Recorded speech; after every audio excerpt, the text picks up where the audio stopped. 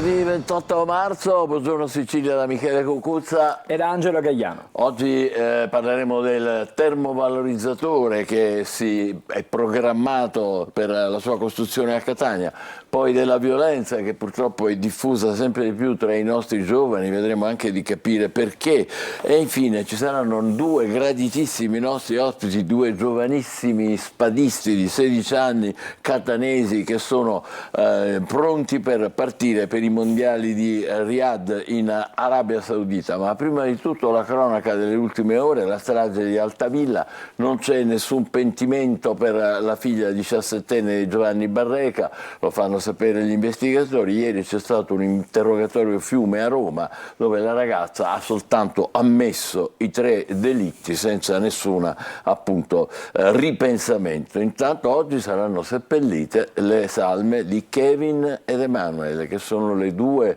delle 3 giovani vittime dell'orribile esorcismo. Nessun ravvedimento, quindi la conferma del primo racconto in cui ammetteva i 3 delitti della mattanza di Altavilla. Nel corso di un interrogatorio durato 6 ore svoltosi a Roma non ha mostrato nessun pentimento la figlia di Giovanni Barreca, il muratore che insieme alla ragazza e 2 complici ha ucciso la moglie e 2 figli durante un esorcismo. Un lungo confronto quello tra la 17enne detenuta nella sezione femminile dell'Istituto Penale per minorenni di Roma e la procuratrice di Palermo Claudia Caramanna. La ragazza è stata sentita alla presenza di uno psicologo e del suo difensore Carmelo Salamone. Ad aprile verranno invece ascoltati Giovanni Barreca e la coppia di complici Massimo Carandente e Sabrina Fina, i 2 fanatici religiosi che secondo gli investigatori avrebbero preso parte al massacro. I 2 si professano innocenti e vogliono essere sentiti dai magistrati per chiarire la loro posizione. Intanto saranno seppellite oggi nel cimitero di Altavilla Milicia le salme di Kevin ed Emanuele Barreca, i 2 fratellini uccisi nella Villetta degli Orrori insieme alla madre Antonella Salamone. Le bare erano rimaste in deposito perché non c'erano loculi disponibili. I resti della madre delle 2 giovani vittime sono invece all'Istituto di Medicina Legale dell'Ospedale Policlinico di Palermo, dove sono in corso ulteriori esami. Poi si procederà al funerale e alla conseguente sepoltura. A Palermo non si ferma l'inchiesta sui fiancheggiatori di Messina Denaro, morto un mese fa. In manette sono finiti altri 3 insospettabili. Uno di questi avrebbe gestito anche decine di progetti finanziati con i fondi del PNRR. Non si esclude che di conseguenza si possa aprire un altro filone, a questo dedicato, un altro filone di indagine. Emergono nuovi particolari sugli arresti effettuati dal ROS dei Carabinieri che hanno portato in carcere per associazione mafiosa l'architetto Massimo Gentile e il tecnico radiologo dell'ospedale di Mazara Cosimo Leone per concorso esterno Leonardo Gulotto, agricoltore. L'architetto Gentile, che gestiva per conto dell'ufficio tecnico del Comune Lombardo decine di progetti finanziati con il PNRR. Gentile avrebbe prestato per 10 anni a Messina Denaro la sua identità per avere falsi documenti. È cugino del marito dell'amante storica del boss, Laura Bonafede. Leone invece è l'uomo che ha avuto un ruolo nella trafila sanitaria del boss. Gulotto ha fornito un'utenza telefonica al boss dal 2007 al 2017 e con gli arresti arriva anche l'atto d'accusa della procura che parla di totale omertà che avvolge tutto ciò che è esistito attorno a Messina Denaro, relazioni, spostamenti, un'omertà trasversale che ha precluso agli inquirenti di avere spontanee notizie, anche insignificanti. Nessuno di coloro i quali ha favorito il boss si è mai presentato alle forze dell'ordine. Messina Denaro era riuscito a creare una rete di persone che gli era completamente devota, anche sapendo che una volta scoperti potevano finire in carcere. Oggi gli investigatori lavorano sulle migliaia di documenti e pizzini ritrovati nell'ultima abitazione del boss in vicolo San Nicola a Campobello. Ma l'atto d'accusa della procura di Palermo non risparmia medici e operatori sanitari, da cui gli inquirenti lamentano di non aver ricevuto aiuto. Così, se per un paziente normale accedere a qualsiasi servizio sanitario in Sicilia è un problema insormontabile, ad un latitante stragista era consentito di poter usufruire del sistema sanitario nazionale di quello Stato che lo cercava da 30 anni, avere corsie privilegiate e godere di assistenza immediata. E ora ci spostiamo nel catanese, a Ragalna, dove è stata avviata un'importante sinergia fra comuni e privati per salvaguardare il territorio. Presto entreranno in funzione le telecamere che sono state acquistate da un gruppo di imprenditori, quindi privatamente con i loro soldi, per stanare incivili e piromani. L'inchiesta è di Tonino De Mana. Quello che vedete è uno dei tanti incendi che hanno incenerito le campagne di Ragalna. Questo è invece quel che resta di un ulivo secolare. Paesaggi brulli che fanno da contraltare alla bellezza di un territorio patrimonio dell'umanità deturpato da gente senza scrupoli. È in queste colline che si producono fichi d'India, vino ed olio extravergine d'oliva di altissima qualità, ed è per questo motivo che un gruppo di imprenditori, venendo incontro alle esigenze degli enti locali, alle prese con tagli e bilanci da far quadrare, ha acquistato 6 telecamere da far installare in punti sensibili, zone trasformate in discariche a cielo aperto. Già a settembre dell'anno scorso, l'ultimo episodio grave, è partito, qualcuno ha dato fuoco appunto a un cumulo di rifiuti abbandonati e spinto dal vento il fuoco è arrivato ai limiti della collina, avrebbe creato veramente un disastro irreparabile da un punto di vista ambientale e anche imprenditoriale. Di tasca vostra avete comprato le telecamere, quando entreranno in funzione? Ma infatti ce lo stiamo chiedendo tutti gli attori del progetto. Il sindaco ha accolto con grande rapidità questa nostra offerta perché la sinergia in questi casi è fondamentale.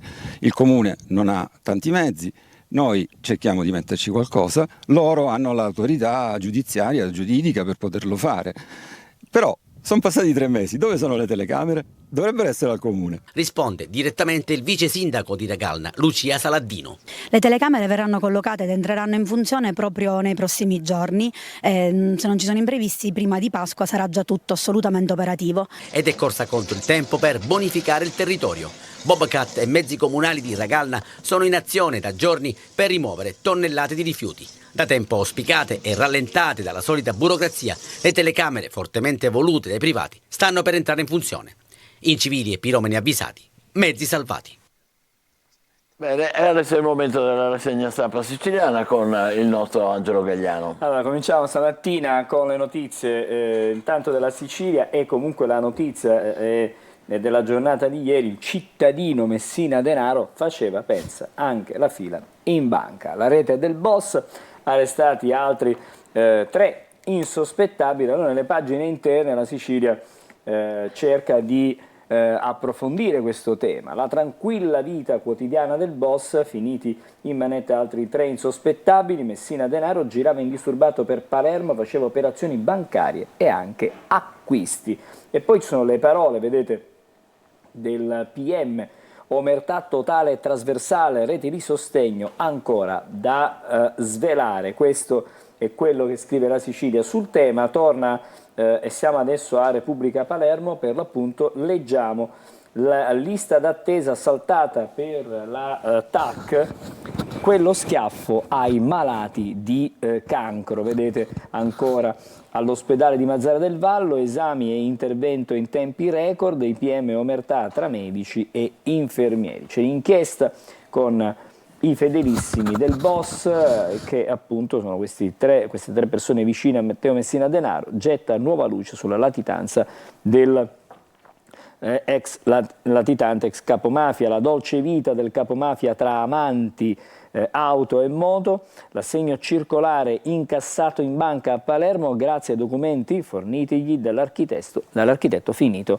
in manetta. Sono nuovi particolari che emergono evidentemente dalle carte della nuova inchiesta che ha portato per l'appunto a questi nuovi arresti. Poi qui siamo invece sulle pagine interne della Gazzetta del Sud, quegli insospettabili nella rete del boss, il caso simbolo. Nel 2014 il latitante entrò indisturbato in banca per trasformare 9.000 euro contanti in un assegno circolare.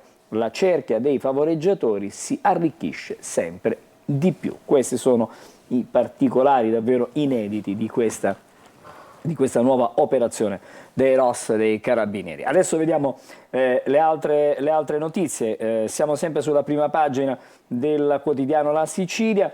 Addio super bonus, Forza Italia frena Giorgetti, il blitz nel Consiglio dei Ministri, gli azzurri chiedono deroghe ai limiti del nuovo decreto, le zone del sisma non fermate la ricostruzione, perché sarebbe davvero un problema proprio in quella zona lì. Ma attenzione a questa fotonotizie che ci mette in guardia. Caro Vita, i tempi e le carenze della sanità pubblica spingono gli italiani verso il settore privato, ma chi ha pochi soldi rinuncia a curarsi. Questo è, diciamo, certo, perché non si può permettere di spendere i soldi del privato e aspetta, a differenza di Messina Denaro, aspetta Fra le altre cose ci sono prenotazioni non adesso diciamo ma in Italia in genere prenotazioni che arrivano sino al 2028, Ecco. 2028 per che ne so, anche un elettrocardiogramma. Il boss invece è stato curato in 7-8 giorni, anche prima. Adesso le altre notizie, intanto si parla di infrastrutture, l'opera è infinita, si tratta della Ragusa-Catania che va a rilento, sarà pronta, pensate, nel 2050, nessun ritardo, espropri già eseguiti, 2050, quindi 26 anni ancora. Annuncio della SAC, e stiamo parlando adesso di aeroporti, svolta a Fontanarossa, Terminal Morandi, completato l'iter per la demolizione, quindi potrà essere demolito. E poi la Regione, tutte le norme impugnate dal Consiglio dei Ministri, caos laboratori, in ballo 16 milioni, quindi sono diversi, parliamo sempre di sanità anche in questo caso, difficoltà chiaramente. Le elezioni politiche in Europa, Cuffaro con Renzi comunque vada, questi ci sono i nomi diciamo, nella lista di questa nuova alleanza, c'è la grana però Donato, neanche il tempo, si comincia diciamo, in salita da questo punto di vista. Altra prima pagina che adesso andiamo a leggere, che è quella del Giornale di Sicilia, che ha comunque, come vedete, in apertura la vita normale del superboss, anche qui si sottolinea questo dato, e il procuratore De Lucia, quanta omertà intorno a lui, nebbia fittissima, quindi difficile da diradare. Le altre notizie, centro storico, siamo a Palermo, 25 milioni per rifare vie e piazze, questa dunque la situazione che riguarda la città di Palermo. E poi la fotonotizia, ricorderete, ce ne siamo occupati anche ieri nel corso del telegiornale, la notte delle vampe, in 18 sotto inchiesta, la guerriglia nelle borgate palermitane, le indagini della polizia chiuse grazie anche ai video, i giovani accusati di danneggiamento aggravato, incendio e resistenza. Ci sono 14 minori tra i 18 che sono stati che sono indagati. E poi ancora diciamo le altre notizie, siamo sulla prima pagina di Repubblica Palermo, di Messina Denaro abbiamo già parlato, dei fiancheggiatori di Messina Denaro. Ci sono però altre notizie a partire, vedete, dall'interrogatorio, abbiamo già sentito in apertura della nostra trasmissione stamattina, strage Altavilla, la ragazza non arretra, niente rimorsi. Questo è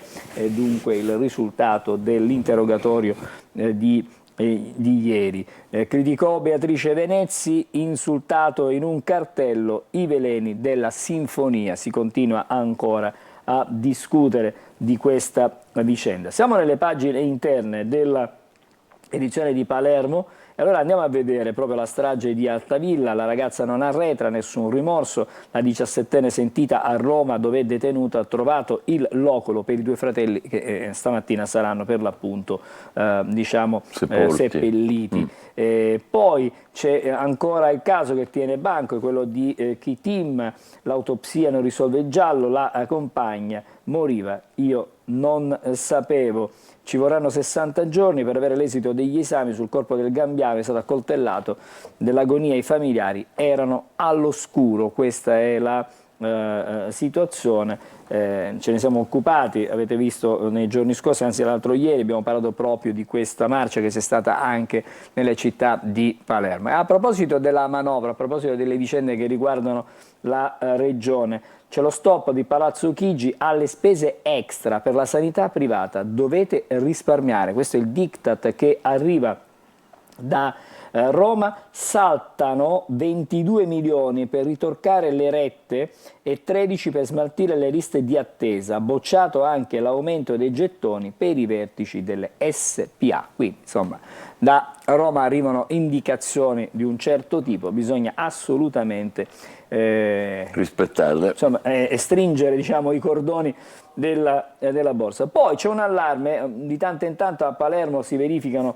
anche questi episodi, spaccate nei negozi e auto danneggiate nel centro storico e emergenza sicurezza. Solo a gennaio sono stati messi a segno 7 colpi, 5 a febbraio e 4 fino ad ora nel mese di marzo. Questa è la situazione i residenti sono esasperati, metto in vendita l'appartamento acquistato 5 anni fa, quindi evidentemente comunque siamo nel pieno centro della città. 2 negozi di bigiotteria sono stati ripuliti in 48 ore, nel mirino dei ladri ci sono i gioielli facilmente piazzabili ai ricettatori. Adesso invece andiamo a chiudere con la Repubblica Palermo, siamo sulla Gazzetta del Sud. Eccoli i titoli. Messina la carica dei 101 assunti, molti giovani che avevano lasciato la Sicilia e che hanno deciso di tornare, hanno firmato i vincitori di altri 5 concorsi al comune, si rafforza il ricambio generazionale che mancava dal 1998, questa è la situazione a Messina. E poi si parla ancora del ponte, abbiamo visto anche ieri, abbiamo sentito Bonelli, il ponte, progetto insostenibile, questo è quello che ribadisce ancora l'esponente dei Verdi. Mai alla guida ubriachi, mai al telefonino. Dopo il via libera della Camera, cosa cambia con il nuovo codice della strada? Bisognerà fare attenzione perché evidentemente cambiano diverse, diciamo, quelle che erano le norme di prima. Comunque siamo addirittura di arrivo, leggiamo stretta anche sui monopattini, polemiche per gli autovelox e sulle norme per i neopatentati. C'è veramente di tutto. E poi una notizia che mi ritroveremo anche sui quotidiani nazionali. Nessuna prova, i fedelissimi di Putin non credono alla matrice ucraina, quindi diciamo il cerchio magico attorno a Putin in qualche modo si sta sgretolando, si sta dissociando da questa presa di posizione. Prima di chiudere 2 pagine ci dedichiamo allo sport stamattina. Perché? Perché stasera gioca il Catania, una partita diciamo importante per la corsa salvezza, almeno per il momento per i rossazzurri. Gara a porte chiuse con il Giuliano per le note vicende di Padova contro una squadra in salute che viaggia con 10 punti in più dei rossazzurri. Silenzio al Massimino, stasera gioca il Catania, Zeoli, serve positività, queste le parole del tecnico degli etnei. E allora, visto che ci siamo, parliamo anche, ricordiamo che stasera a partire dalle 20:15 su Telecolor c'è diretta stadio per seguire chiaramente quanto avverrà al Massimino, che sarà completamente deserto. Poi invece il Palermo che torna a giocare nel lunedì di Pasqua a Pisa con Lucioni. I rosanero ritroveranno l'uomo guida della difesa. Senza il centrale la squadra di Corini ha subito numerosi gol. E diciamo che con la pagina regionale, con le pagine regionali ci fermiamo qui per il momento. Bene, fra pochissimo la rassegna stampa nazionale, state con noi, buongiorno Sicilia.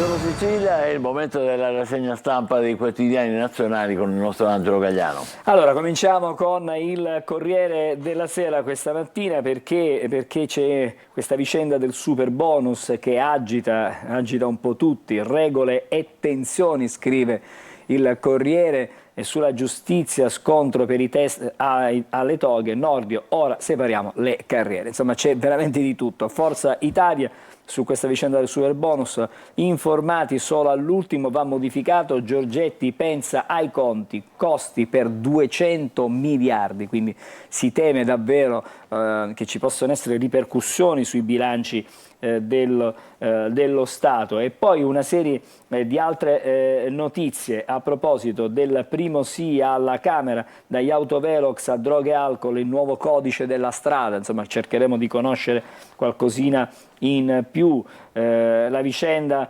della italiana che è in carcere in Ungheria, a Budapest, Salis in aula, la speranza dei domiciliari. Diciamo che siamo nella giornata di oggi, ci dovrebbero essere delle notizie. Russia, i 3 fronti e il rischio di una escalation, quindi novità da questo punto di vista. I giornali stamattina spaziano. E ancora Leone, le carte inedite, la mia solitudine, lo scandalo Lockheed le frasi di Andreotti, le dimissioni, l'ex presidente, quando Giovanni Leoni compì 90 anni, il 3 novembre del 98, Emma Bonino e Marco Pannella gli inviarono una lettera bellissima, bellissima perché l'inusuale nella brutalità della vita politica, una lettera di scuse, insomma è una vicenda che ci porta indietro però di parecchio tempo. Poi ancora anche sul Corriere l'architetto e la rete degli insospettabili di Messina Denaro. Ancora, visto che ci siamo, allora stamattina cerchiamo di capire qualcosa di quello che sta succedendo. Kiev, a proposito del conflitto in Ucraina, teme l'escalation e Mosca parla di un nuovo bilancio perché i dispesi sarebbero decine e decine, l'Ucraina è sotto attacco, Crocus, i morti potrebbero raddoppiare addirittura, quindi la situazione già sono 134, potrebbero arrivare addirittura a 250. Si parla di un 95 almeno sicuramente dispersi, poi vedremo quale sarà il bilancio finale. Però, vedete, su queste tensioni il Corriere cerca di fare delle ipotesi, cioè dove si può accendere la miccia, e quindi c'è grande preoccupazione. I 3 stati baltici, la Polonia e la Transnistria, sono questi i territori in cui si concentra la minaccia russa che preoccupa la NATO, e quindi vedremo. Questo è il Corriere, ma non è soltanto il Corriere, perché poi, come vedete, anche la Stampa parla dello scudo di Biden per proteggere l'Europa. Queste sono le parole del Presidente degli Stati. Che ha definito macellaio. Sì, insiste con le sue affermazioni piuttosto forti il Presidente Biden, e Repubblica dice attentato a Mosca, però questa è una novità, attentato a Mosca, c'è una pista turca, 2 terroristi venuti da Istanbul.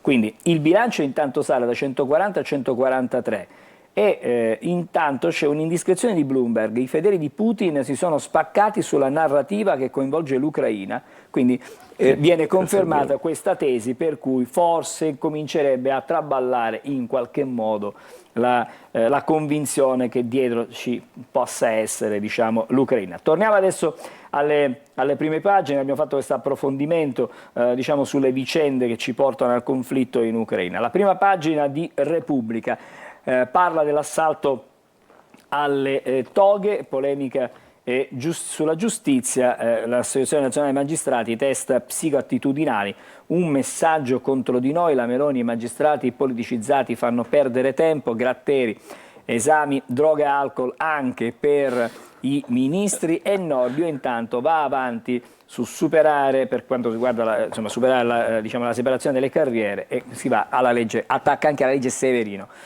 Salvini contro Mattarella, no alla scuola chiusa per il Ramadan, e siamo a una storia che ormai va avanti da qualche settimana. Attentato a Mosca, 2 terroristi venuti da Istanbul, abbiamo già letto, e poi Kennedy e gli altri candidati minori preoccupano Biden nella corsa verso la Casa Bianca, e quindi bisognerà vedere che cosa succederà negli Stati Uniti. E poi, vedete, Maduro copia Putin per vincere al voto, sceglie gli avversari, quindi si sceglie chi è che può essere l'avversario con cui confrontarsi e vincere magari facile. C'è una ricerca italiana che appare su Nature, 100 miliardi di alberi ci salveranno dal clima impazzito. Speriamo. Quindi potrebbe essere questa, diciamo, la nuova il nuovo obiettivo, la nuova, diciamo, sfida da raggiungere. E intanto anche qui architetto della PNRR prestò il nome a Messina Denaro. Lasciamo la prima pagina di Repubblica, siamo sulla prima del Sole 24 Ore. Perché stamattina il Sole 24 Ore? Perché sul super bonus comunicazioni antifrode ci sarà una maxi sanzione per chi non invia i dati, quindi bisognerà fare attenzione. Ci sono praticamente molte tensioni nella maggioranza, gli effetti dello stop a sconto in fatture e cessione crediti per aziende e contributi potrebbero avere tante ripercussioni. E poi vedete, dal PNR ai fondi nazionali, 1 miliardo per decarbonizzare gli impianti ex Ilva, e insomma si cerca in qualche modo di fare respirare quell'area che è davvero, da un punto di vista di inquinamento, al top davvero. E poi anche qui vedete, in messa stamattina il super bonus, è su tutte le prime pagine. La stretta superbonus spaventa le zone del sisma perché c'è un appello al governo dal Lazio e anche dall'Abruzzo, ricostruzione a rischio. E poi la sanità. Sanità e liste d'attesa. Si cambia ancora perché Meloni, il piano per ridurre le attese ed evitare la mobilità tra regioni per curarsi, il governo lavora ad un provvedimento per avere ambulatori aperti la sera e anche più medici. Sarebbe davvero una grande rivoluzione. Vacanze, attenzione, siamo vicinissimi a Pasqua, la truffa viaggia su internet, picco di denunce, bisognerà fare molta ma molta attenzione. E poi c'è una fotonotizia, ci sono stati troppi incidenti in questi giorni, 5 morti a Lipsia 2 giorni dopo l'incidente fatale avvenuto sulla A1, Flixbus, un'altra tragedia low cost, quello che viene sottolineato dal quotidiano romano Il Messaggero. Il Giornale, vediamo un po', Meloni, non porterò l'Italia in guerra, la tensione Russia-NATO, la Premier frena i francesi, sostenere Kiev per costringere Putin alla pace. Questo è il piano chiaramente del governo italiano, del Presidente del Consiglio. Avvenire. Saper sperare sempre, questo è il titolo e vediamo un po'. Francesco scrive ai cristiani di Terra Santa incoraggiandoli: non siete soli, vi sosterremo, siete fiaccole nella notte. Israele è deciso ad agire, offensiva Rafah. Alla fine del Ramadan il parroco di Gaza: cessate il fuoco per salvare tutti. Queste sono, diciamo, davvero una sorta di grido di dolore, un grido di aiuto. E poi la sanità sarà un lusso per ricchi, scrive stamattina. Questa è una ricerca del Censis, liste di attesa infinite e servizi privati cari. Il 42% dei pazienti rinuncia alle cure. Lo abbiamo già evidenziato con altri quotidiani. Adesso c'è il Fatto Quotidiano, vediamo stamattina l'apertura, eccolo il titolo: l'Italia vende armi a Kiev, Camere ignare. Così scrive stamattina il Fatto Quotidiano. Perché il ministro Crosetto confessa 417 milioni nel 2023, ma paghiamo noi. La legge lo vieta per i paesi in guerra, ma il governo Meloni ha autorizzato pure gli agenti tossici, chimici e radioattivi al paese di Zelensky. Questa è un'inchiesta, è evidentemente una notizia che stamattina ha il Fatto Quotidiano. Adesso vediamo la prima pagina dell'Unità. Il sindacato all'attacco dopo 40 anni, referendum per tornare allo statuto dei lavoratori da una parte, e poi i naufragi e i delitti e chiaramente anche la disperazione. Era mio figlio, quel piccoletto ucciso dalle guardie tunisine. Altri drammi praticamente dei migranti. La pagina adesso, la prima pagina di Libero, vedete John Mani di Forbice, riferimento a John Elkann, il tagliatore di teste. Mentre trasloca la produzione in Algeria, Stellantis lascia a casa altri 3.597 addetti in Italia. Dalla fusione di 3 anni fa il personale è sceso da 51.300 a 42.700 unità con aiuti di Stato. Quindi questa è la denuncia forte che stamattina ha Libero sulla prima pagina. Altre notizie che andiamo a leggere stavolta sul Manifesto. Eccolo qui, come sempre il Manifesto ha una foto per poi raccontare le notizie. Chi li ha visti?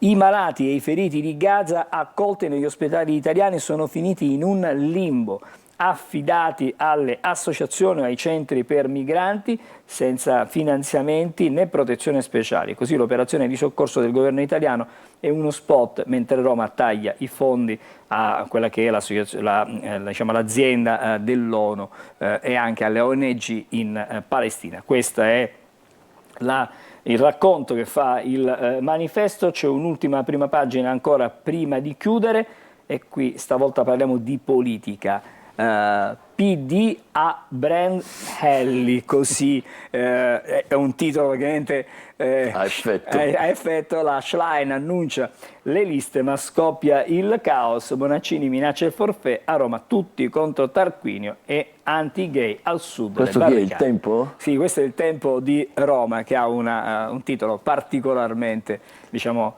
stuzzicante stamattina. Con i colori anche. Con i colori infatti. Va bene, ci fermiamo qui. Grazie Angelo. Allora, fra poco ci sarà il primo ospite, parleremo del termovalorizzatore previsto nella zona di Catania, ma intanto diamo subito un'occhiata al tempo prima di uscire di casa, vale la pena. State con noi, buongiorno Sicilia.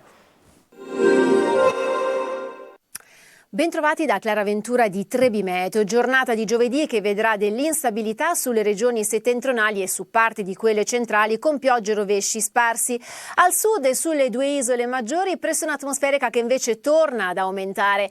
Avremo dunque una giornata di giovedì all'insegna del bel tempo con prevalenza di sole e con cielo sereno, anche se di tanto in tanto sarà possibile il passaggio di qualche lieve velatura. Attenzione ai venti che saranno davvero sostenuti, il tutto con temperature massime diurne in rialzo.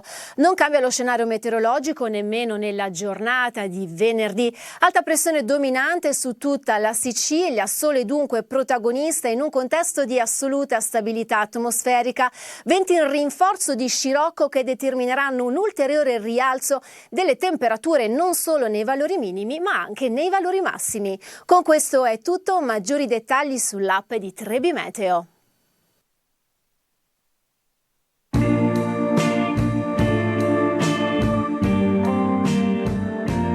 Posso dirti ciò che sento da tempo? Dimmi.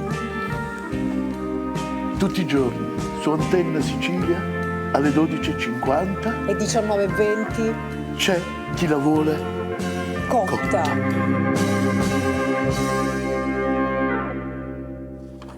Abbiamo un ospite con noi, gli diamo il benvenuto, è il professor Giuseppe Mancini, che è presidente dell'Associazione di Ingegneria per l'Ambiente e il Territorio. Con lui vogliamo parlare in particolare del termovalorizzatore che dovrebbe nascere, sta per nascere nella zona di Catania, Pantano d'Arci.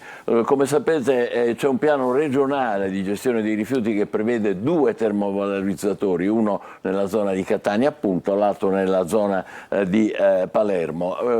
Il via libera a quello diciamo di Catania ha avuto un primo sì, ma è lungo l'iter burocratico per arrivare al via definitivo. Vediamo il nostro servizio che abbiamo trasmesso qualche tempo fa, poco tempo fa. Arriva il primo sì a un termovalorizzatore, anche se provvisorio e vincolato. È comunque un parere storico che viene espresso dal Comitato Tecnico Scientifico per le autorizzazioni ambientali della Sicilia. Si può dunque partire con le procedure per la realizzazione non di 2, ma di un solo termovalorizzatore da fare a Catania, così come era stato lasciato intendere dall'assessore Roberto Di Mauro.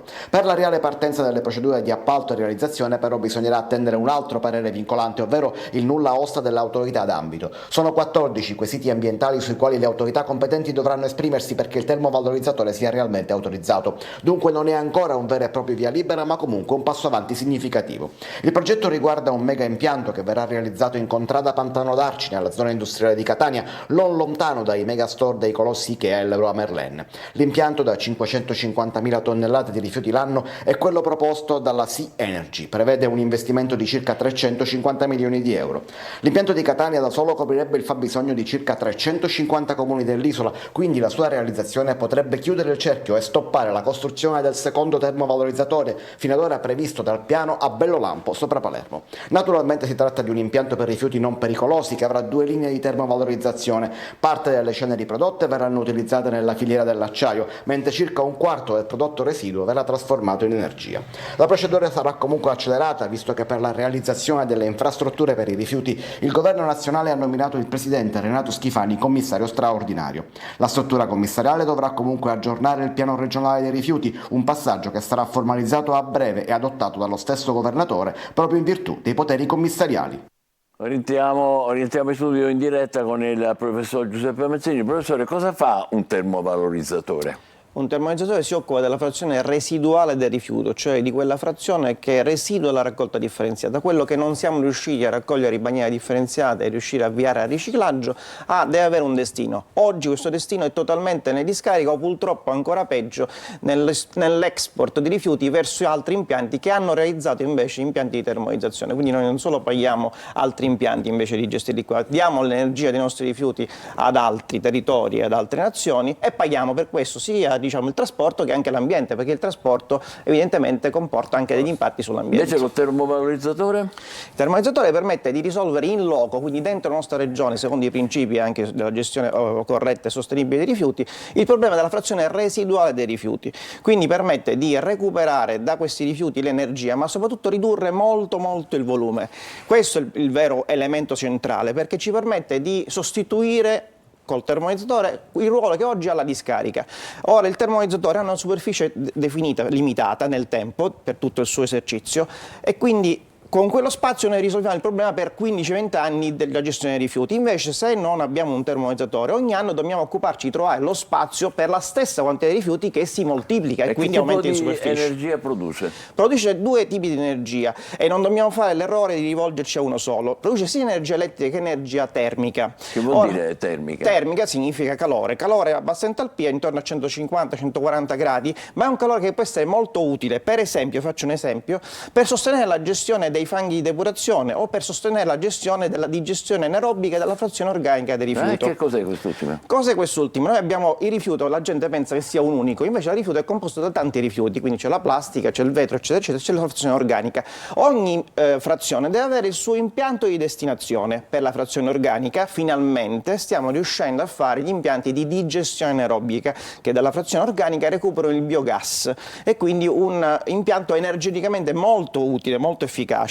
Ora, questo impianto si sostiene meglio se è riscaldato e noi possiamo utilizzare l'energia, per esempio, del termovalorizzatore, potremmo utilizzarlo per fornire energia per l'alto processo. Quindi questo sistema, attraverso l'energia, si supporta vicendevolmente e mantiene il ciclo assolutamente sostenibile. Quindi elettricità e acqua calda? E calore. Allora, l'acqua calda da noi non ha molto senso, perché dovremmo andare a realizzare una rete, un'infrastruttura, come succede per esempio a Brescia, nella città del nord. Noi non abbiamo neanche questo bisogno. Invece bisogna utilizzare l'energia termica sull'industria, sul distretto industriale attorno a cui c'è il termovalorizzatore, e questa energia, perché l'energia è sempre utile, può essere anche un veicolo per aumentare le imprese, per invitare delle imprese che hanno interesse a quell'energia a realizzare i loro impianti vicino al termovalorizzatore. Uno o due?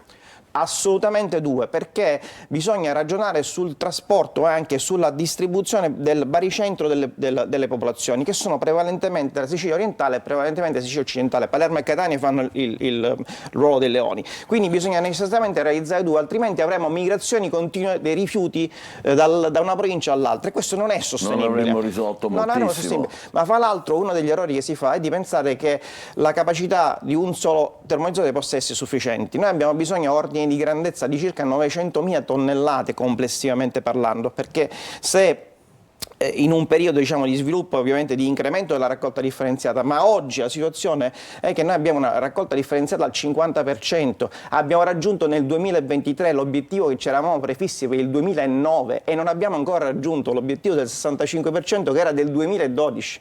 Quindi se noi facciamo i conti troppo ottimistici rischiamo ancora di dover continuare a esportare rifiuti all'estero e pagare caro dal punto di vista ambientale e dal punto di vista economico. Quindi anche il termovalorizzatore è condizionato dalla raccolta differenziata? Il termovalorizzatore agisce in simbiosi, è complementare alla raccolta differenziata. Cioè, ha bisogno della differenziata?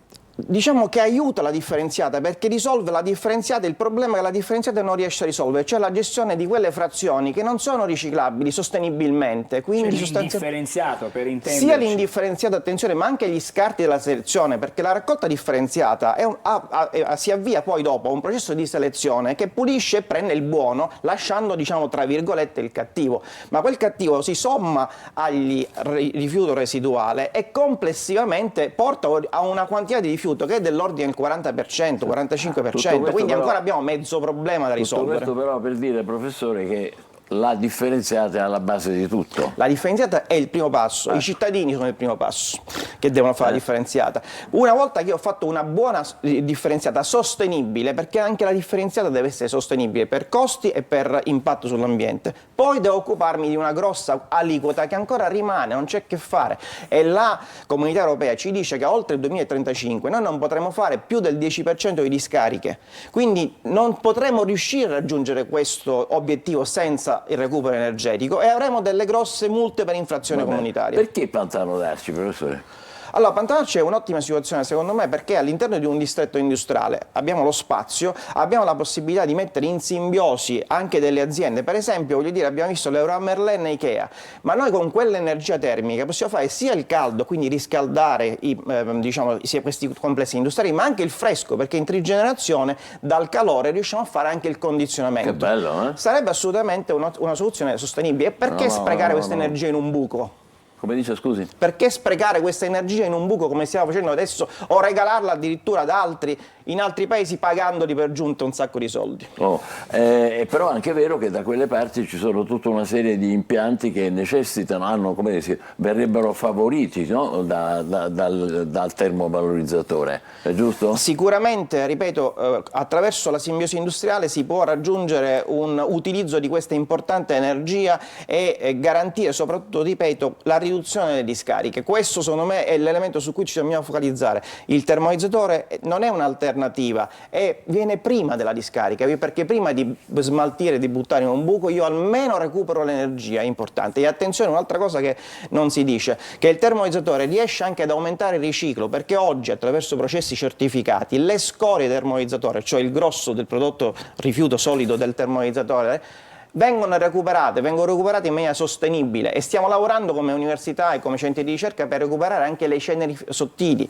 i metalli dalle ceneri sottili. Quindi in prospettiva veramente questo impianto sarà un impianto a chiusura completa del ciclo che aiuta anche il riciclo. Ma è vero che così copriremmo il fabbisogno di 350 comuni? È tantissimo. Sì, questa è la capacità per questo ci vogliono due impianti, questa è la capacità attribuita al termovalorizzatore di Catania. Probabilmente potrebbe bastarne anche un po' di meno, perché ripeto i conti sono intorno a 900.000 tonnellate per l'intero rifiuto, quindi dividendo potremmo fare 4,50 e 4,50 salomonicamente, poi si fanno i conti corretti e giusti, però l'ordine di grandezza è quello. Ma servono queste due capacità ovviamente per sopperire a questa esigenza della gestione della frazione residuale. Ultima domanda, professore, a che punto siamo per l'avvio, l'autorizzazione sia a Palermo che a Roma? Guardi, io non lo voglio dire perché è dal 2007 che noi cerchiamo di perorare questi impianti. È un bel po'. È un bel po'. Nel frattempo noi abbiamo coperto la nostra regione Sicilia di rifiuti per circa 180 ettari, quindi 180 campi di calcio che in questo momento stanno là e continuano per i prossimi 20-30 anni a produrre impatti in atmosfera e nelle acque sotterranee. Per i prossimi 20-30 anni? Per i prossimi 20-30 anni, perché la discarica purtroppo non si esaurisce oggi. Il rifiuto mandato a un termovalorizzatore è trattato immediatamente, ma il rifiuto messo in una discarica sta là e continua a produrre impatti per anni. Dicevamo autorizzazioni? Allora, si è avviato un processo, ci sono state delle osservazioni, sono osservazioni in precostruzione, quindi non sono veramente delle prescrizioni significative, sono quelle che si danno a tutti quanti gli impianti. Gli impianti si possono fare in brevissimo tempo, costruirli in 2 anni, il problema è il processo autorizzativo, ci vuole una forte volontà e una capacità di spiegare alla gente che se Parigi ha 3 termovalorizzatori al centro dell'abitato, evidentemente non ci sono problemi di salute per questi impianti. Gli ambientalisti non sono convinti di questo, è vero? È giusto, fanno il loro mestiere, fanno tante cose buone, purtroppo su questo prendono una cantonata tra le più grosse che potrebbero prendere. Ci fermiamo qui, grazie al professor Giuseppe Mancini, che è presidente dell'Associazione Ingegneria per l'Ambiente e il Territorio. Facciamo una breve pausa, dopodiché ci occuperemo della violenza purtroppo sempre più diffusa tra i nostri giovani. State con noi, buongiorno Sicilia.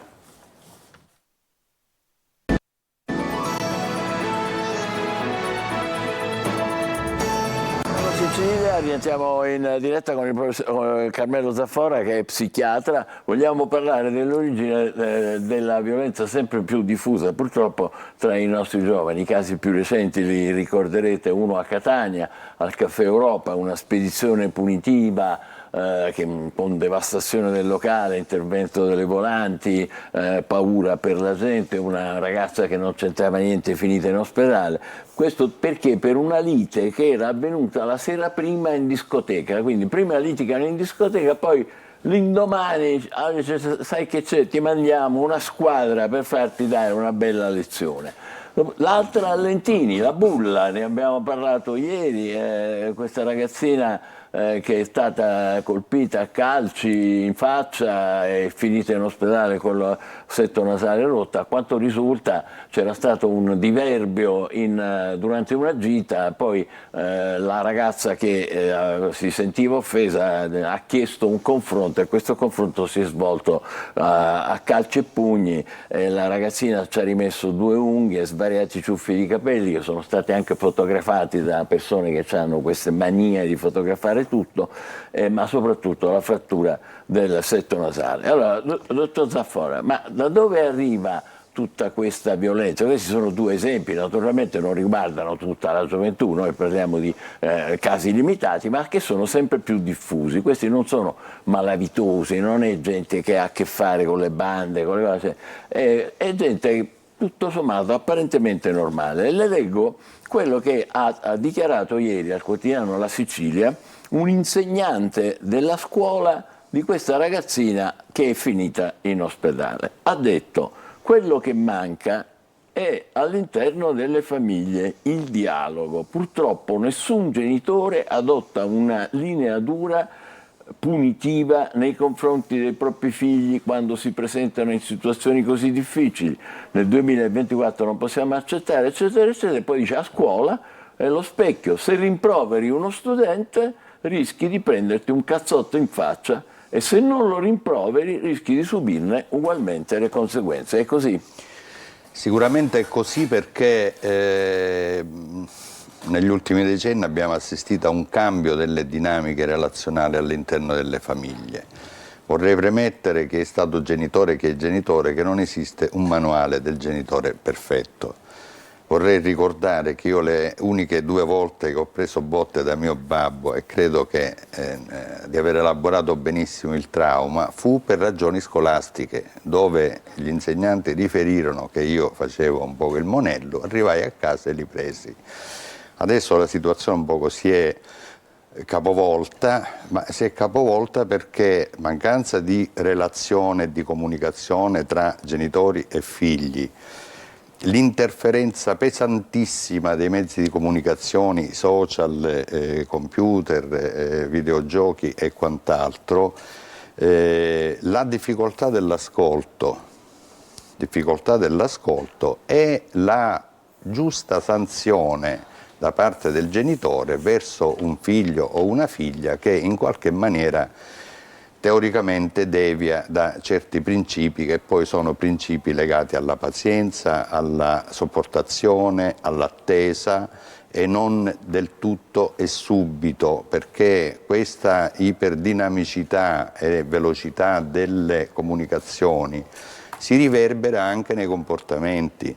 Io chiedo una cosa e pretendo che immediatamente mi venga data una risposta. Dottore, le faccio altri 2 esempi recentissimi. A Cervia c'era il campionato dei pulcini, c'è stata una sostituzione, no? Il padre di un baby calciatore non ha gradito il fatto che suo figlio fosse stato tolto dalla squadra, cosa che succede normalmente, ci mancherebbe pure poi se l'allenatore non può fare quello. È entrato in campo insieme con la moglie, come se fossero a casa loro, no? Hanno insultato l'allenatore e un suo collaboratore e poi gli hanno rifilato al tecnico un calcio in testa, cercando, una testata, scusi, cercando anche di prenderlo a calci. Questo a Cervia, cioè, non è che siamo come si dice, in una zona remota di chissà quale area. A Roma un preside dell'istituto paritario, il San Gabriele, è stato massacrato di botte dal compagno della madre di uno studente, manco suo padre, il compagno della madre, perché aveva avuto una sospensione. Questa sospensione diceva: ma come ha sospeso il ragazzino? Cioè, è finito in ospedale con 90 giorni di prognosi. Sì, e allora ritorniamo sempre allo stesso concetto. Oggi ciò che si è perso, e presumo che ci siano difficoltà a un recupero in questa dimensione, è quello di una sana tolleranza alla frustrazione. Frustrazione significa: se tu pulcino giochi male è giusto che io ti sostituisca, se tu studente. Vorrei aprire una parentesi: oggi sono scomparsi generi come bocciati e ripetenti. I ragazzi sono diventati tutti bravi. Allora, nel momento in cui non si fa più distinzione tra ciò che può essere una norma, positiva o negativa che sia, ma comunque una norma, e ciò che poi diventa una specie di melange dove tutti i ruoli vengono confusi, il cortocircuito va a finire in un'aggressione finalistica, poi, dove io mi faccio ragione soltanto attraverso la forza e l'imposizione. Questo accade anche in sanità, gli operatori sanitari, i medici, i pronto soccorso è un continuo. Quindi, ecco, ma reggere la frustrazione, chi la insegna? In famiglia. In famiglia bisogna ritornare a dire no. È un no positivo, non è un no traumatico, è un no che rimanda al concetto altissimo della pazienza, del concetto dell'attesa, del premio, della rinuncia. E perché i genitori non usano più il no? Perché hanno paura che così manifestano poco amore verso i figli? I genitori sono figli cioè stiamo parlando di genitori nati negli anni 70. Noi sappiamo storicamente che dagli anni 70 in poi, tolta la parentesi drammatica dei fatti sociali in Italia, tutta questa generazione è stata una generazione che si è mossa su un livello molto piano di aspettative, di attese, di facilità di vita, di inclusione sociale e di economia. È chiaro che quando la difficoltà aguzza l'ingegno, una famiglia in difficoltà educa anche i figli a superare le difficoltà e creare delle soluzioni.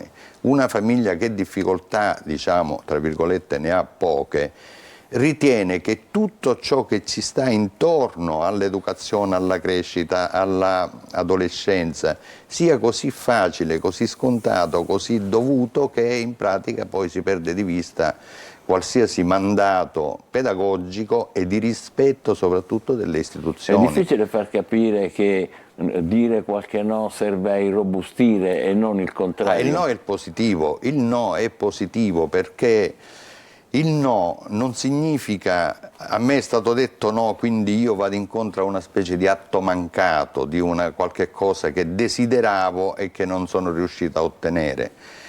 Io ricevo il no, senso di attesa, dietro quel no ci può essere un premio che io mi sono meritato. Se io non riesco a dire no, noi se ci guardiamo attorno, anche ai ristoranti, bambinetti anche di 2-3 anni già col palmare in mano, questo è drammatico. Un telefonino. Telefonino, certamente, pur di evitare che il bambino frigni mentre il papà si sta mangiando gli spaghetti oppure, che ne so, il pesce arrostito. Quello è un'altra cosa ancora, che vuol dire quello? Questo vuol dire che il mio mandato di genitore io lo delego a un fatto elettronico che no non lo dice mai.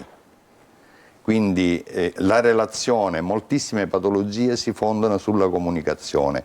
Una comunicazione sana, lineare, corretta e veritiera produce individui tendenzialmente sani e leali e rispettosi delle istituzioni. Ma non è che stiamo colpevolizzando troppo i genitori, c'è anche la scuola di mezzo, c'è anche la società. Ovviamente è un sistema che poi va integrato. Se il bambino esce da una famiglia dove il mandato pedagogico è molto fittizio, è chiaro che quando viene inserito a scuola porta lo stesso linguaggio da cui esce dalla stessa famiglia e quindi oppositività verso i professori, non rispetto del ruolo istituzionale, il pretendere tutto e subito e l'avere garantito la promozione perché nessuno è più asino e questo è un grandissimo imbroglio sociale perché non possiamo noi mantenere una scuola dell'obbligo fino a 18 anni senza aver insegnato niente di gente che è completamente demotivata ad andare a scuola.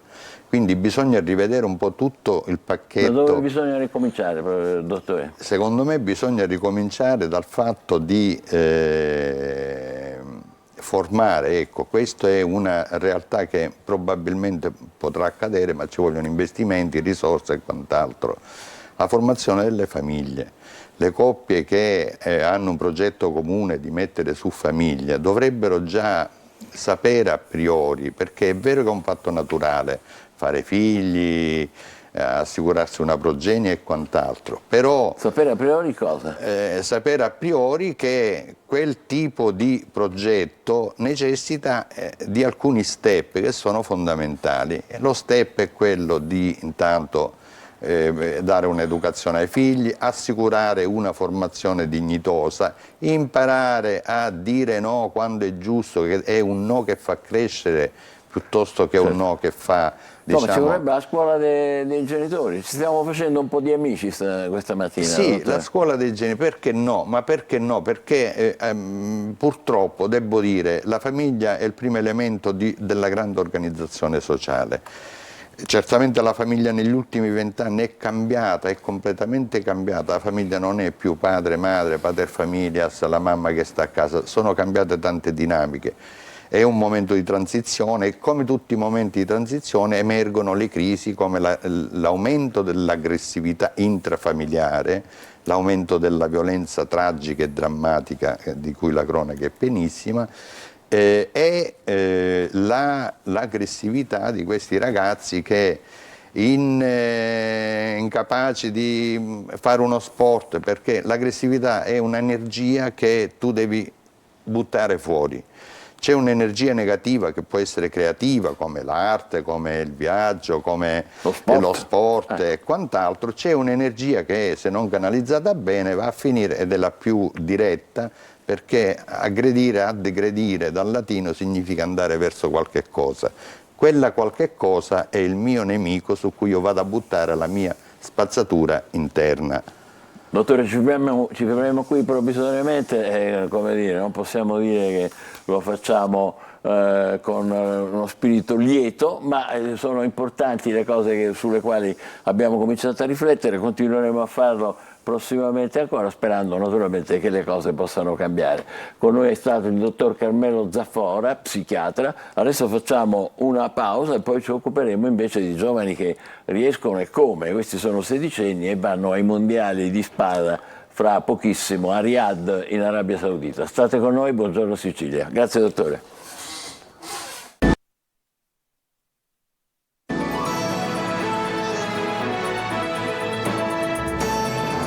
Ci sono giovani che sono in gamba, e che giovani, in gambissima, sono qui, sono Maria Roberta Casale e Lorenzo Arcidiacono che sono pronti per partire alla volta di Riyadh per partecipare ai mondiali cadetti di spada che saranno in Arabia Saudita appunto dal 12 al 20 di aprile. Complimenti ragazzi, benvenuti, che belle anche le vostre divise, avete delle facce stupende, meravigliose. E come avete fatto ad arrivare fino a questo punto? Chi ce lo vuole raccontare? Maria Roberta, racconta un po' tu. Sicuramente con tanto impegno e passione per la scherma, infatti gli allenamenti occupano gran parte delle nostre giornate e poi... A che età avete cominciato? Adesso avete 16 anni più o meno, sì. No? Sì. Io un po' tardino, infatti ho iniziato a 11 anni, in prima media. 11 anni da tardi? Sì. Tu invece a che età avevi cominciato? E subito dopo le Olimpiadi di Rio nel 2016. Ora non. Quindi quanti anni avevi allora? 9 anni, 8 anni? Sì, 8 anni. 8 anni, fantastico. E lì avevi già conquistato una medaglia? Qual è che hai preso la prima medaglia? Allora, la prima medaglia a livello italiano l'ho presa a 14 anni al campionato italiano allieve dove sono arrivata seconda. E tu invece? Io in Italia non ho fatto tantissimi risultati, però poi ho fatto nuove esperienze in Portogallo e l'ultima ho fatto una gara nazionale che comunque ci ho messo tanto impegno e sono arrivato comunque nono e quindi mi hanno convocato a questi mondiali. Fantastico. Ma voi siete catanesi, entrambi di Catania? Sì. Sì. E com'è nata questa passione che poi è diventata una passione, come dire, totalizzante, diventate campioni mondiali, insomma, in bocca al lupo. Per me è una cosa di famiglia, diciamo, perché mio cugino Angelo Arcidiacono è stato campione mondiale, famoso, olimpico, certo. Quindi era un po' di famiglia. Di famiglia. E tu lo vedevi, lo guardavi e vedevi? No, perché io sono nato dopo la sua morte, quindi non l'ho potuto vedere. Mi spiace, scusa. Però? Però poi ho scoperto la scherma e quindi mi sono appassionato e ho Hai continuato. scoperto la scherma perché hai sentito parlare Sì. di tuo cugino, naturalmente. Tu invece? Dopo le Olimpiadi di Rio del 2016, durante le Olimpiadi io ero in vacanza e c'era un appassionato di scherma nel mio stesso hotel, allora voleva vedere le Olimpiadi. Io ero piccolina, al tempo facevo ginnastica artistica, però ho visto la scherma e mi sono innamorata subito. Sì, e cos'era che ti ha affascinato?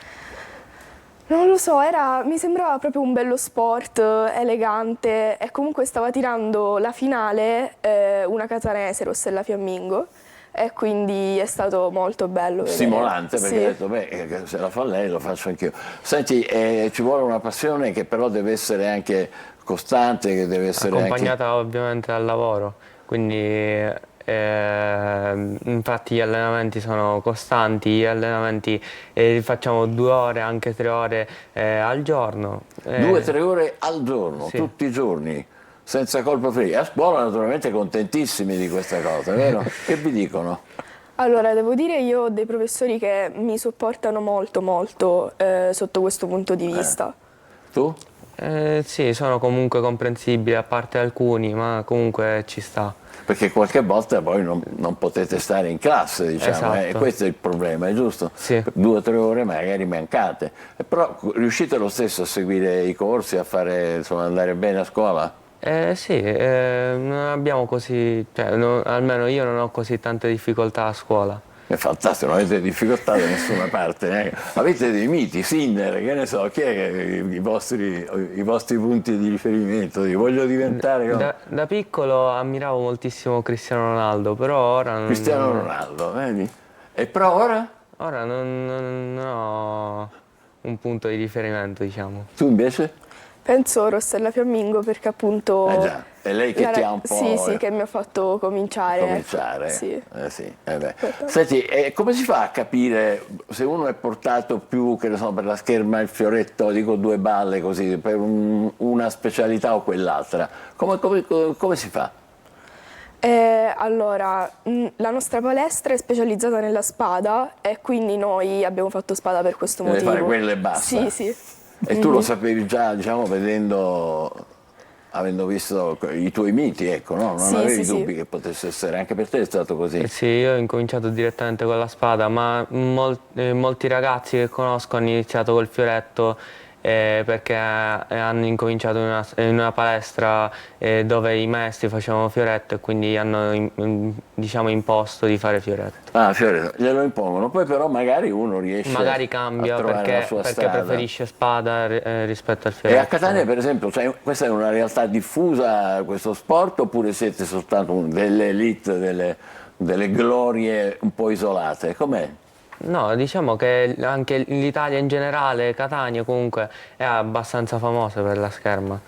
Comunque per le Olimpiadi con Rossella Fiammingo, con mio cugino, comunque tanti campioni ci sono stati. E c'è un vivaio continuo che cresce, no? Cioè, giovani che continuano a essere coinvolti, a essere interessati, è questo, no? Sì, infatti ci sono, molte volte spuntano nuovi atleti in palestra che incominciano a provare la scherma e incominciano a tirare. Spuntano, e come spuntano? Sì. Dicono vorrei provare anch'io, è vero? Sì. E fanno così, e ci sanno fare.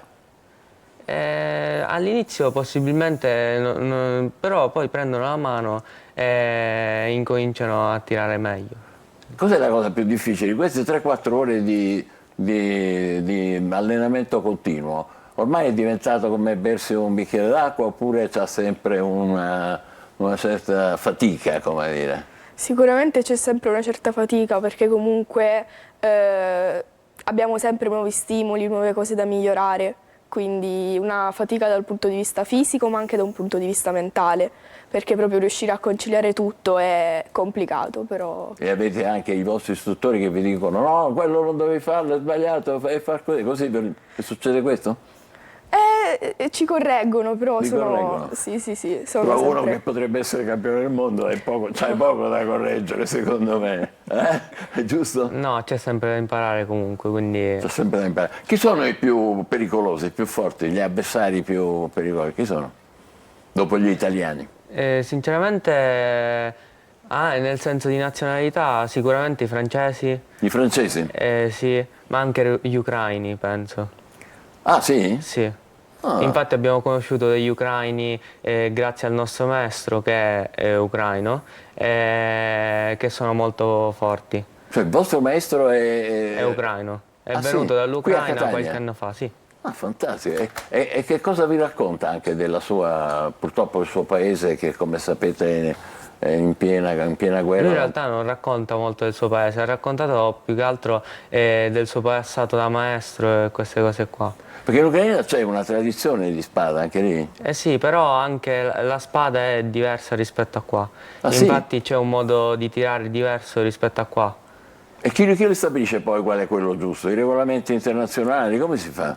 Ma in realtà sono diversi modi di insegnare la stessa cosa, quindi è tutto corretto, è solo un'impostazione diversa. È come a scuola, c'è il professore che lo insegna in un modo e il professore che lo insegna in un altro modo. Ecco, poi alla fine sei tu che fai... Poi la materia è la stessa comunque. Sì. E qual è il colpo più difficile? Dai, aiutateci a noi che non capiamo niente. Cos'è la cosa più difficile? Il momento più bello, più esaltante? Gestire l'ansia durante il momento della stoccata sicuramente. Il momento della stoccata? Sì. E com'è che succede? Racconta un po', facci la cronaca. Che durante che sei vicino a fare la stoccata o a prendere la stoccata hai molta ansia e quindi devi gestire quell'ansia. Quello ti crea ansia, eh? Sì, sì, molta. Ed è la stoccata, perché vuol dire che lì finisce poi. Se colpisci hai vinto. Fai il punto, se tocca fai il punto, poi c'è, diciamo, bisogna raggiungere un certo numero di stoccate. Questo ti crea la tensione, è vero? Crea molta tensione. Però è anche la soddisfazione. Se lo fai, sì. Ma immagino è bello anche quando si para, diciamo, il tentativo di stoccata dell'avversario, perché quello è il momento in cui tu riesci a rispondere all'avversario. Anche quello è impegnativo, però dà grandi soddisfazioni, no? Sì. È giusto? Sì, sì. Siete pronti per partire? Quando partite? Il 12 aprile e torniamo il 18. Dovete essere già là a Riyadh, in Arabia Saudita, oppure... Allora, lei parte con i maestri della federazione, invece io partirò con mio padre e andremo dal 12 al 18 aprile, faremo Catania, Dubai e poi da Dubai arriveremo in Arabia. Beh. Un grossissimo in bocca al lupo a tutte e due, Maria Roberta Casale, Lorenzo Arcidiacono, poi dopo ci venite a raccontare com'è andata. Facciamo così, non diciamo niente, va bene? Che bello, potenziali campioni del mondo di spada, avete soltanto 16 anni e siete la gloria del nostro paese, dello sport e della nostra città. Complimenti, in bocca al lupo per tutto. State con noi e cuccatevi adesso il nostro almanacco.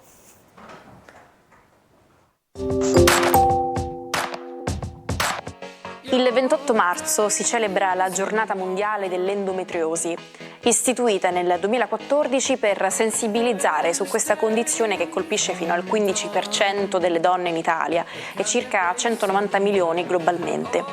Inoltre, in Italia le donne con una diagnosi confermata sono almeno 3 milioni.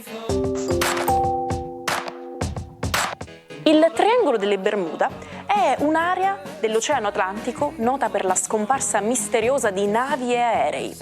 Tuttavia, secondo vari studiosi, le statistiche delle scomparse in questa zona non sono superiori a quelle di altre parti del mondo, suggerendo che il triangolo potrebbe non essere così misterioso come si crede.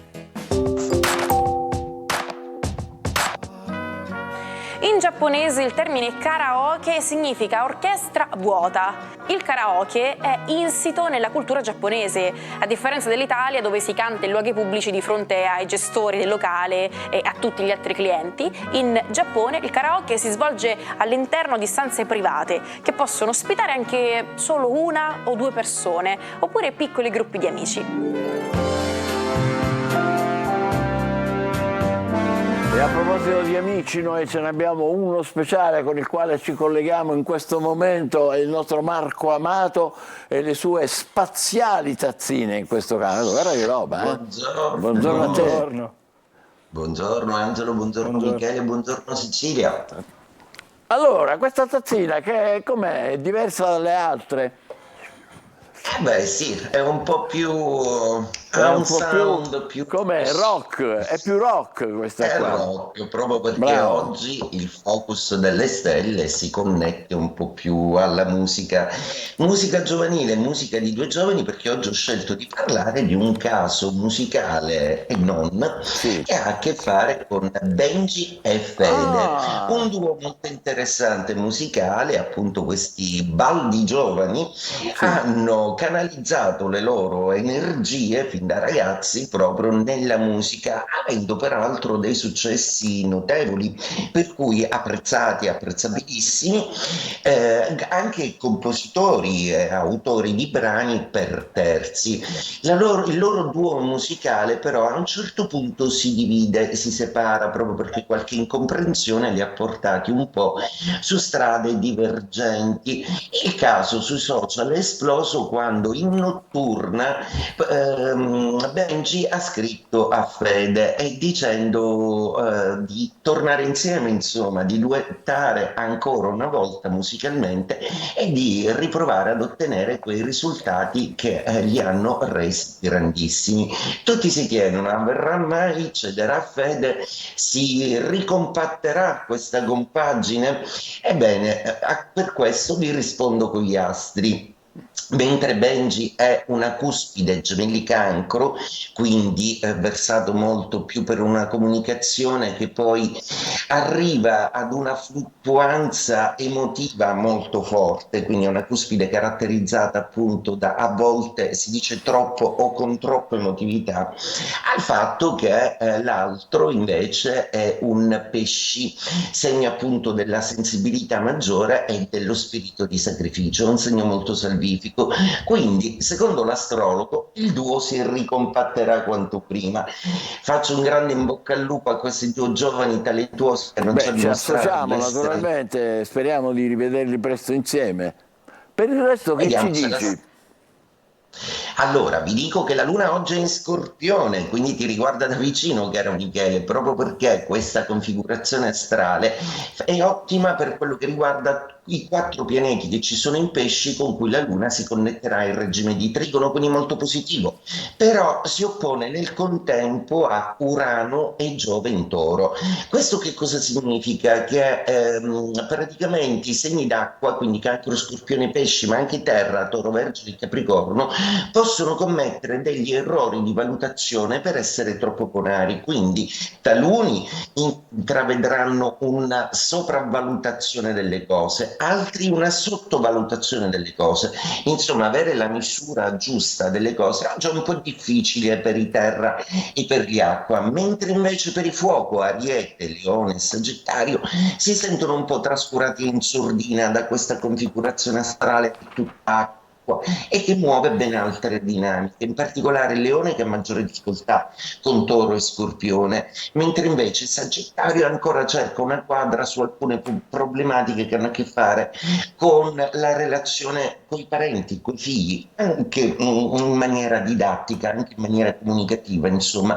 Ariete invece, un po' più baldanzoso, vede prospettive un po' più rosee, ma forse lì esagero un po'. Per ultimi gli Aria, Gemelli, Bilancia e Acquario. I Gemelli hanno una tendenza oggi a essere tendenzialmente un po' più uggiosi, un po' più morali, un po' più persi nel riflettere sulle loro dinamiche sentimentali. Bilancia è un momento di stanchezza, ma è un momento anche di ritorno a casa. La Luna è in seconda casa, quindi Bilancia devono tornare un po' indietro a rivalutare e curare affetti. Acquario, sorprendenti come sempre, oggi con la Luna e Scorpione non sono molto connessi, si dovrebbero sentire un pochino stanchi e distratti e persi nei loro fantastici intermundia. E detto questo, ragazzi, vi auguro una splendida giornata. Altrettanto a te, grazie Marco, e complimenti per le tue fantasmagoriche tazzine, anche oggi non hai finito di stupirci. Allora, invece diamo un'occhiata ancora ai quotidiani, Angelo. Sì, mettiamo in guardia chi ha intenzione di andare in vacanza, ne abbiamo parlato velocemente, però attenzione, le vacanze con truffa anche per Pasqua, un fenomeno esploso con le prenotazioni online. Dal 2019 i casi sono in aumento del 25%, oltre 10 milioni di italiani pronti a partire e c'è una guida anche della polizia stradale. Comunque bisogna fare attenzione, eccoli qui i punti. Attenzione alle maxi offerte, prenotare su siti sicuri, non inviare mai il PIN della carta, solo a pagamento con SMS e codici. Quindi questi sono i comportamenti da fare, da seguire. Consigli preziosi, e adesso torniamo invece indietro nel tempo, 28 marzo ma del 1483, quando è nato Raffaello Sanzio, guardatelo, pittore, architetto del Cinquecento, fra i più noti con Leonardo, Michelangelo, la triade dei grandi maestri del Rinascimento italiano. È sempre il 28 marzo, ma stavolta del 1776, viene fondato in Russia il balletto Bolshoi di Mosca, merito di Caterina la Grande, che concesse una licenza per organizzare performance teatrali e anche balletti. All'inizio, pensa, le esibizioni si tenevano in case private, solo più avanti poi sorgerà il grande edificio neoclassico, uno dei templi mondiali della lirica e della danza. Siamo nel Novecento, 28 marzo del 1930, per disposizione del presidente Ataturk, due città assumono la nuova denominazione che conosciamo oggi. Costantinopoli diventa Istanbul, mentre Angora diventa Ankara. 9 anni dopo, il 28 marzo del 1939, termina la guerra civile spagnola. Vedete che lasciti ha dato, dopo 3 anni di sanguinosi scontri, di distruzioni, di morti, nel corso dei quali hanno perso la vita oltre 1,5 milioni di persone. Guerra civile in Spagna. Francisco Franco si impadronisce del potere e inizia la sua 30ennale dittatura. 20 anni dopo, 28 marzo del 1959, la Cina invade il Tibet e ne scioglie il governo assumendone il totale controllo. Il Dalai Lama è costretto a scappare e si rifugia in India. Tiriamo il fiato, eccola qua, è Lady Gaga. Passano 30 anni e il 28 marzo del 1986 nasce Lady Gaga. Buon compleanno, tanti auguri, è nata a New York da una famiglia naturalmente di origini italiane, perché lei si chiama Stephanie Joan Angelina Germanotta, è conosciuta per i suoi modi eccentrici, stravaganti. Il suo nome d'arte si è ispirato al brano Radio Gaga dei Queen. In molti l'hanno definita una delle migliori interpreti pop del XXI secolo. Noi la ascoltiamo nel brano Million Reasons, 1000 ragioni, 1 milione di ragioni, candidato nel 2018 al Grammy Awards, ha vinto 5 dischi d'oro, 6 dischi di platino, un brano dal testo decisamente toccante, leggo, dove Lady Gaga ci conduce in un viaggio introspettivo, chiedendosi quali siano le ragioni che l'hanno spinta a restare accanto a chi invece non se lo meritava. Pensate, Lady Gaga, Million Reasons. Con questo vi lasciamo, grazie e buona giornata, buongiorno Sicilia, a domani. A domani.